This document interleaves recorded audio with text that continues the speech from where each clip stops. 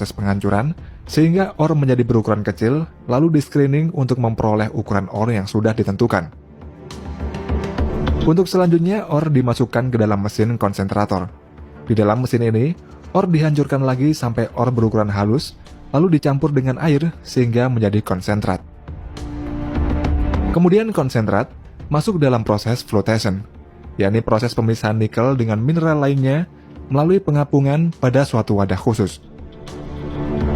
Setelah itu konsentrat dikeringkan dengan mesin rotary dry pada suhu yang telah ditentukan. Pengeringan atau drying ini merupakan proses untuk mengurangi kandungan kelembapan pada konsentrat hingga mencapai 20-15%. Setelah pengeringan, konsentrat masuk ke dalam proses refining atau pemurnian. Pada proses ini dapat dilakukan dua metode, yaitu metode yang berbasis air atau disebut juga dengan hidrometalurgi, kemudian metode yang berbasis api atau disebut juga dengan pyrometalurgi. Untuk hidrometalurgi adalah metode yang mana dalam prosesnya melibatkan reaksi-reaksi kimia dalam larutan berair. Teknologi hidromet ini memiliki kelebihan dibanding metode pyrometalurgi, yakni dalam prosesnya tidak menghasilkan emisi udara karena hanya menggunakan bahan-bahan kimia tertentu saja. Sedangkan untuk metode pyrometalurgi, kebanyakan digunakan di negara-negara seperti Kanada, Indonesia, dan Brasil. Metode pyrometalurgi ini menggunakan proses kalsinasi, yaitu konsentrat nikel dimasukkan ke dalam electric furnace pada temperatur di atas 1400 derajat Celcius. Dalam proses kalsinasi tersebut, terdapat slag atau limbah yang mana nantinya akan dibuang pada dumping area.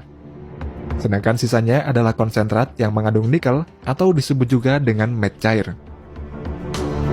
Nantinya matte ini akan masuk ke dalam proses granulasi, di mana matte akan disemprot dengan air sehingga menjadi butiran-butiran biji nikel yang berbentuk seperti pasir hitam. Butiran yang memiliki kandungan nikel lebih dari 60% disebut dengan nickel matte, sedangkan jika mengandung nikel yang lebih sedikit proporsinya disebut dengan ferronikel. Proses selanjutnya adalah electrowinning, yakni proses penangkapan logam-logam menggunakan proses elektrokimia yang bertujuan untuk menghasilkan nikel dengan kemurnian 99,9% atau pure nickel.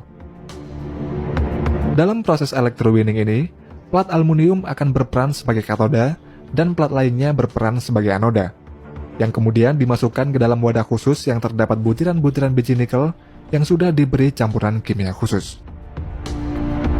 Setelah itu plat-plat tersebut akan diangkat, dan nikel-nikel ini akan berbentuk menjadi nikel murni, lalu nikel tersebut dipotong-potong sesuai dengan ukuran yang telah ditentukan.